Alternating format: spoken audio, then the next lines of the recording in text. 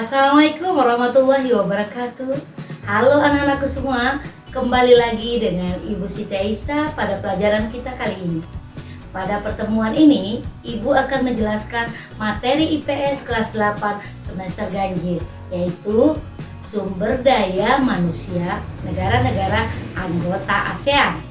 Bagaimana kabar kalian hari ini? Semoga Ibu harap selalu sehat dan tetap semangat ya. Di masa pandemi seperti ini, jangan lupa tetap melakukan 5M, protokol kesehatan, yaitu memakai masker, mencuci tangan, menjaga jarak, menghindari kerumunan, dan mengurangi mobilitas. Tujuan pembelajaran kita kali ini, Ibu berharap sekali setelah kalian menyimak video ini, kalian mampu: 1. Menunjukkan sebaran penduduk ASEAN pada peta tematik. 2. Membandingkan keadaan penduduk negara-negara ASEAN. Dan 3. Menganalisis tabel komposisi penduduk negara-negara ASEAN. Pembelajaran yang Ibu sampaikan kali ini berkaitan dengan kompetensi dasar 3.1. Data yang Ibu peroleh dari Sekretariat ASEAN. Baiklah anak-anakku sekalian, mari kita mulai pelajaran ini. Yang pertama kita bahas adalah negara kita, Indonesia. Indonesia adalah negara kepulauan dengan luas seluruhnya berdasarkan data Kementerian Dalam Negeri 1.916.906,77 km persegi. Dengan luas tersebut, potensi sumber daya manusia Indonesia sangat besar. Jumlah penduduk Indonesia pada tahun 2019 mencapai 270.203.900 jiwa. Jumlah penduduk tersebut merupakan hasil dinamika penduduk. Nah, apa itu dinamika penduduk? Dinamika penduduk adalah perubahan jumlah penduduk pada suatu wilayah yang disebabkan oleh 3 faktor. Yang pertama, faktor kelahiran atau natalitas. Yang kedua, faktor kematian atau mortalitas. Dan yang ketiga, faktor perpindahan penduduk atau migrasi. Indonesia memiliki jumlah penduduk yang sangat besar.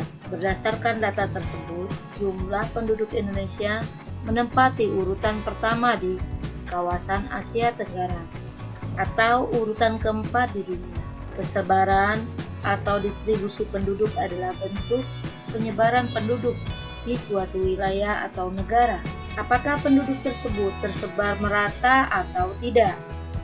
Persebaran penduduk Indonesia dapat dikenali dari kepadatan penduduknya. Kepadatan penduduk Indonesia adalah 139,5 jiwa per kilometer persegi. Salah satu cara untuk meratakan jumlah penduduk di Indonesia adalah dengan melalui perpindahan penduduk dari daerah yang padat ke daerah yang jarang penduduknya, dikenal juga dengan istilah transmigrasi. Pulau Jawa adalah daerah yang sangat subur dan terpadat di Indonesia. Kepadatan penduduk atau population density adalah jumlah penduduk di suatu wilayah berbanding dengan luas wilayah tersebut. Semakin besar angkanya, maka semakin padat wilayah tersebut. Dan sebaliknya, semakin kecil angkanya, maka semakin renggang penduduknya. Kepadatan penduduk Indonesia tahun 2019 adalah 139,5 jiwa per kilometer persegi. Pertumbuhan penduduk adalah keseimbangan dinamis antara kekuatan yang menambah dan kekuatan yang mengurangi jumlah penduduk. Kelahiran dan imigrasi bersifat menambah, sedangkan kematian dan emigrasi bersifat mengurangi jumlah penduduk. Pertumbuhan penduduk Indonesia di tahun 2019 adalah 1%. Struktur penduduk Indonesia lebih banyak pada penduduk usia muda. Hal ini akibat dari masih tingginya tingkat kelahiran. Setiap daerah memiliki kebudayaan yang khas.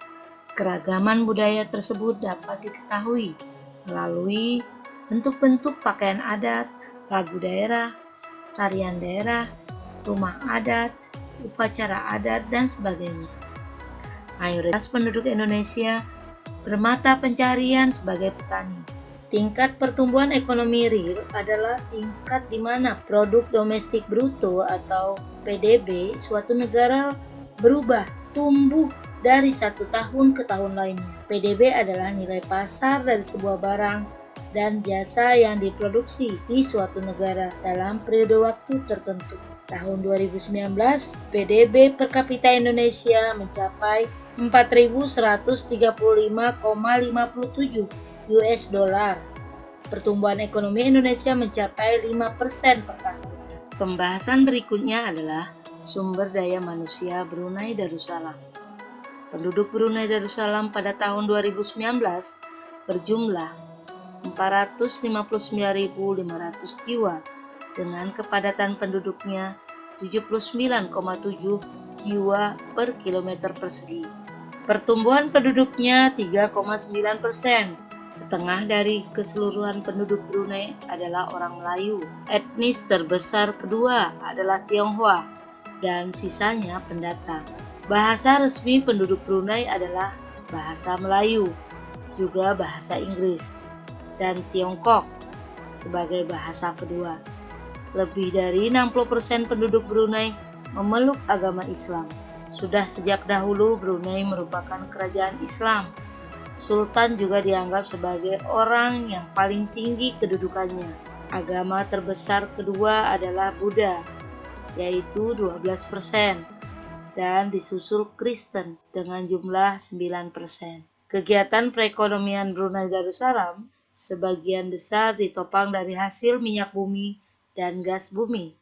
Saat ini Brunei merupakan negara yang paling tinggi dalam pendapatan per kapitanya di antara negara-negara ASEAN lainnya. Oleh karena itu, Brunei dijuluki sebagai negara petrodolar Asia Tenggara. Daerah pertambangan minyak bumi terdapat di Seria, lepas pantai Kuala Belait, Par, dan Jerudong. Industri utama kedua yang memberikan kontribusi bagi devisa negaranya adalah tekstil, makanan, serta bahan-bahan bangunan. Brunei antara lain darat, udara, sungai, laut. GDP atau Gross Domestic Bruto Brunei Darussalam sebesar 13,47 miliar US dollar dan pertumbuhan ekonominya mencapai 3,9% per tahun. Selanjutnya, sumber daya manusia Filipina. Pada tahun 2019, penduduk Filipina sebesar 108.274.300 jiwa dengan pertumbuhan sebesar 1,6% per tahun dan kepadatan penduduk 79,7 jiwa per kilometer persegi. Etnis mayoritas penduduknya adalah Filipino, yaitu campuran Melayu dan Spanyol. Kemudian ada lagi Melayu, Spanyol, dan Moro Negrito. Agama yang paling banyak dianut di Filipina adalah Katolik Roma, sekitar 80%, Kristen Protestan, 11%, Islam 5%, terdapat di Pulau Mindanao, Pulau Palawan, dan Pulau Sulu, dan Buddha 2%. Ada juga suku asli, agamanya kurang lebih 2%. Penjajahan Spanyol tahun 1520 sampai 1898 banyak mempengaruhi kondisi sosial dan budaya rakyat Filipina. Di antaranya, 1. Orang Filipina sebagian besar beragama Katolik, kecuali suku Moro di Pulau Mindanao dan Pulau Palawan yang sebagian besar beragama Islam. Yang kedua, banyak terjadinya perkawinan antara orang-orang Spanyol dengan suku bangsa Melayu yang disebut orang Mestis atau disebut juga orang Filipino. Bahasa resmi yang digunakan rakyat Filipina juga bahasa Tagalog dan bahasa Inggris. Pada umumnya, rakyat Filipina masih banyak mengandalkan bidang pertanian. Namun, seiring kemajuan teknologi dan kemampuan sumber daya manusia, telah terjadi pergeseran yang mencerminkan dari meningkatnya pendapatan sektor industri. Hasil pertanian dan peternakan negara Filipina diantaranya beras, kelapa, tebu, jagung, pisang, nanas, mangga, dan ikan. Filipina memiliki tempat penelitian padi terbesar di Asia Tenggara yang didirikan oleh RI, International Rice Research Institute dan telah menemukan jenis padi yang tahan hama wereng dan angin, yaitu jenis IR36 dan IR38. Pada tahun 2019, GDP (Gross Domestic Product) Filipina 376,8 miliar US dollar dan pertumbuhan ekonomi penduduk Filipina sebesar 6%. Berikutnya, sumber daya manusia negara Kamboja.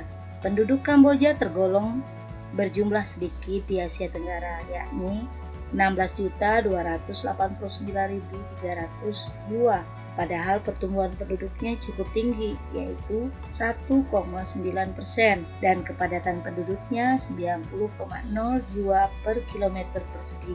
Kelompok penduduk yang dominan di Kamboja adalah etnis Khmer, sekitar 85% jumlah penduduk Kamboja. Sisanya adalah etnis Vietnam, lalu diikuti etnis Tiongkok, sekitar 100.000 Muslim Cham, serta beberapa dari suku primitif. Sebelum Khmer Merah mengambil alih kekuasaan pada tahun 1975, orang-orang Tiongkok atau orang-orang Khmer memainkan peranan yang sangat penting bagi perekonomian dan politik di Kamboja. Mata pencaharian penduduk Kamboja bertumpu pada bidang pertanian dengan sistem pengolahan yang masih tradisional. Industri besar tidak dimiliki negara Kamboja. Perang yang berlangsung di negara tersebut telah meluluh lantakkan sektor industri. Kurangnya sumber daya manusia yang terampil, bahan mentah, suku cadang, dan minimnya sarana transportasi serta telekomunikasi juga menjadi penyebab terpuruknya sektor industri. Industri yang menjadi andalan di Kamboja terbatas pada industri semen dengan skala yang tidak besar, industri kayu, dan industri rokok. GDP (Gross Domestic Product) Kamboja telah mencapai 27,09 miliar US dollar dan rasio pertumbuhan PDB-nya adalah 2,1%. Selanjutnya adalah sumber daya manusia negara Laos. Jumlah penduduk negara Laos bila dibandingkan dengan beberapa negara ASEAN lainnya termasuk yang paling kecil. Penduduk Laos tahun 2019 berjumlah 7.123.100 jiwa dengan pertumbuhan 1,6% per tahun dan kepadatan penduduknya 30,1 jiwa per kilometer persegi. Kurang lebih 50% penduduknya memeluk agama Konghucu, 34% menganut kepercayaan suku, 2% beragama Kristen, dan sisanya lain-lainnya. Bahasa nasional yang digunakan adalah bahasa Laos. Adapun bahasa keduanya adalah bahasa Inggris, Vietnam, dan Prancis. Etnis bangsa yang banyak ditemukan adalah Laosian, sekitar 60%. Ada juga suku gunung 35% dan suku lainnya hanya 5%. Orang Laos banyak tinggal di dataran rendah di pinggiran sungai. Orang Mao dan Yao, keturunan dari Tiongkok, ada di bagian selatan. Banyak tinggal di daerah pegunungan dan memanfaatkan lahan untuk pertanian dengan sistem tebang bakar. Hampir 40% penduduk Laos masih buta huruf. Ekonomian pertanian merupakan kegiatan ekonomi utama yang menyerap lebih dari 72% tenaga kerja. Luas lahan pertanian 932.000 hektar dan dimanfaatkan untuk budidaya tanaman padi dan jagung, terutama provinsi Siang Khoang dan Ho Van. Sarana transportasi belum banyak dan sarana telekomunikasi juga masih sedikit. Hal ini membuat laju perdagangan berjalan kurang lancar. Ekspor negara Laos adalah biji timah, kapas, kayu, kopi, kapur barus, dan kulit hewan. Sedangkan kegiatan impor dilakukan untuk memenuhi kehidupan, di antaranya beras, minyak bumi, mesin-mesin, barang elektronik, dan barang-barang konsumsi lainnya. Pusat perekonomian Laos terdapat di sepanjang Sungai Mekong yang memiliki banyak dermaga pelabuhan. GDP atau Gross Domestic Product Laos mencapai angka 2.534,90 US dollar Rasio pertumbuhan PDB 7,1% per tahun, tertinggi dibandingkan dengan anggota ASEAN lainnya. Pembahasan kita selanjutnya adalah sumber daya manusia Malaysia. Penduduk Malaysia kurang lebih 32.581.400 jiwa pada tahun 2019 dan pertumbuhannya adalah 0,6% per tahun.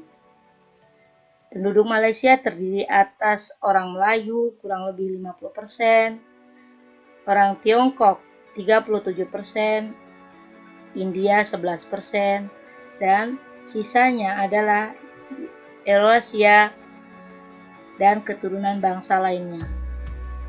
Bahasa yang digunakan adalah bahasa Malaysia atau bahasa Melayu. Bahasa tersebut hampir sama dengan bahasa Indonesia karena keduanya sama-sama berakar dari bahasa Melayu. Namun, bahasa Inggris juga sering digunakan sebagai bahasa nasional. Penduduk Malaysia lebih dari 50% beragama Islam. Kemudian ada juga Buddha 12%, Tiongkok atau Taoisme 7%, sisanya Kristen, Hindu, dan lain sebagainya. Undang-undang di Malaysia banyak mengambil hukum yang diterapkan pada ajaran Islam. Oleh karena itu, Malaysia dikenal juga dengan hukum rajam, hukuman gantung, bagi orang yang melanggar hukum yang berat. Hukuman tersebut diberlakukan bagi siapa saja yang melakukan pelanggaran di wilayah kedaulatan negara Malaysia. Perekonomian utama Malaysia juga tergantung pada hasil pertanian. Lebih dari separuh penduduk Malaysia bekerja di bidang pertanian. Diversifikasi pertanian atau usaha penganekaragaman jenis usaha atau tanaman pertanian untuk menghindari ketergantungan pada salah satu hasil pertanian belum banyak dilakukan penduduk. Dalam bidang perkebunan, tenaga kerja digunakan berasal seperti dari Indonesia. PDB atau Produk Domestik Bruto per kapita tahun 2019 negara Malaysia adalah 11.414,21 US dollar dan rasio pertumbuhan PDB adalah 4,3% perubahan tahunan.